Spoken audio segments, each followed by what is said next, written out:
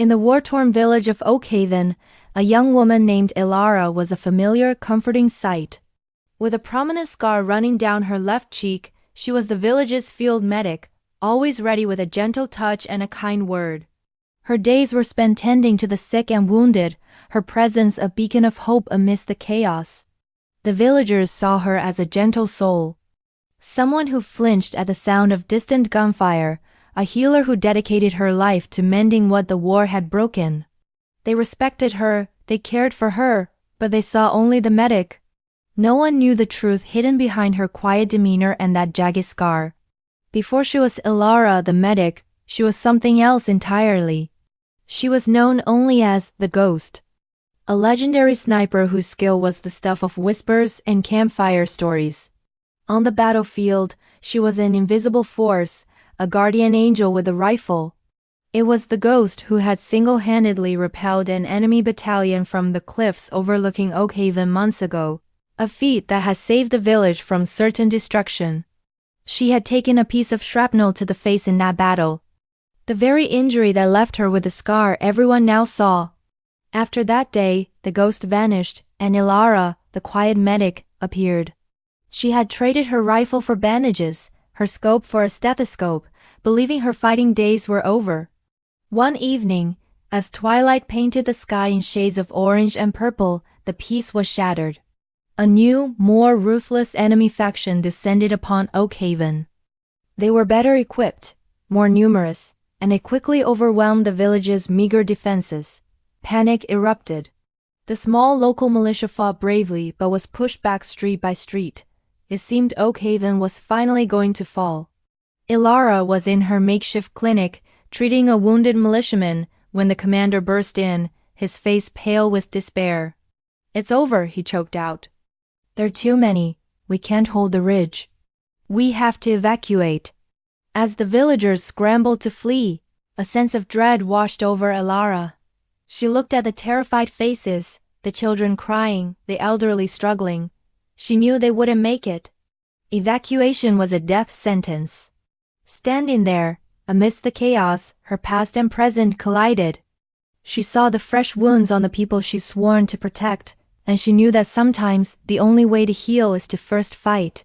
The medic's gentle hands clenched into fists. A fire she thought long extinguished reignited in her eyes. The time for hiding was over. The Ghost was needed one last time. She sprinted through the panicked crowds, not towards the escape route, but back towards her small, secluded hut at the edge of the village. Under a loose floorboard, wrapped in oilcloth, was her past. The cold, familiar weight of her custom-built sniper rifle settled into her hands. It felt like an extension of herself. She grabbed a handful of specialized rounds and disappeared into the encroaching darkness. Moving through shadows she knew better than anyone, she made her way to the old bell tower, the highest point in the village, the very same perch from where she had saved them all before. From her vantage point, she saw the enemy's strategy. They were coordinated, led by a commander directing the assault from a protected position. Taking him out would sow chaos. The wind was tricky, the distance was extreme, and the light was fading fast. It was a shot most would deem impossible, but she wasn't most people. She was the Ghost. She controlled her breathing, the world narrowing to the space between her eye and the scope. The chaos below faded into a dull hum. There was only the target, the wind, and her resolve. She squeezed the trigger. A single sharp crack echoed through the valley, distinct from the cacophony of the battle. The enemy commander fell. Confusion rippled through the invading force. Their organized assault faltered. Then another shot rang out, taking out a machine gunner. And another, silencing a mortar team. The invisible sniper turned the tide. The demoralized enemy, leaderless, and picked off from an unseen enemy, broke ranks and retreated into the night. Oakhaven was saved again. The next morning, the sun rose on a quiet, battered, but safe village. The militia commander found Ilara in her clinic, calmly stitching a wound on a young boy's arm, the prominent scar on her cheek the only hint of a story untold.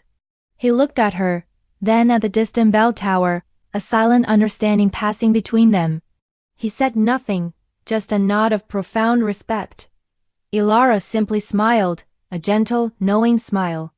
She was the village medic, a healer. And that's all she ever wanted to be. But if the darkness ever returned, the villagers of Oakhaven had a guardian angel watching over them, a ghost in the shadows. Thank you so much for watching. If you enjoyed this story, don't forget to like, subscribe, and hit that notification bell for more. We'll see you in the next one.